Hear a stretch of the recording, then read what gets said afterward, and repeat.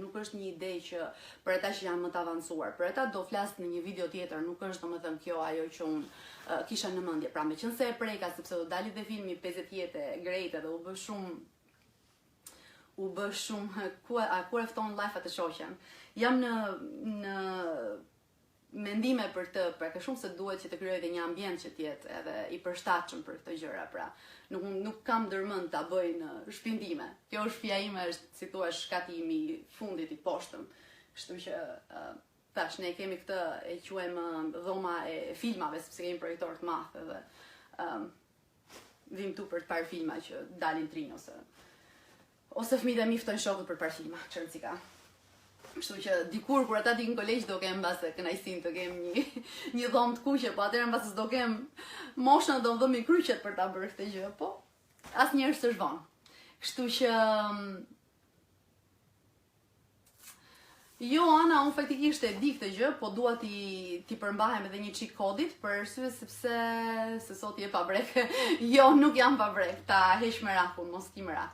Jam dhe me brek dhe me sutjena. Nuk jam pa brek.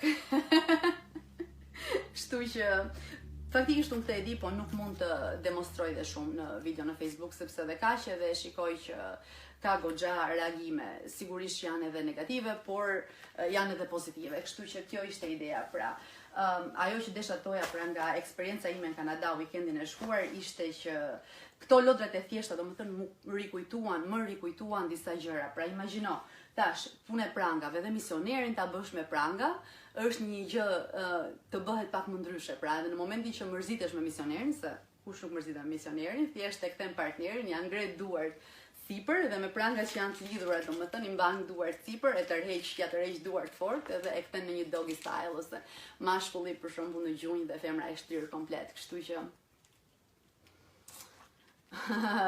pranoj femra pa pagesë. Po ti po erdhe në Amerikë ta bësh këtë gjë, je mos e i mirëpritur, po ti rregullo teknikalitetet një herë, megjithatë, hey, asnjëherë mos thuaj jo, edhe gjërat mbeten gjithmonë. Mos më thuaj që ke veshur tanga.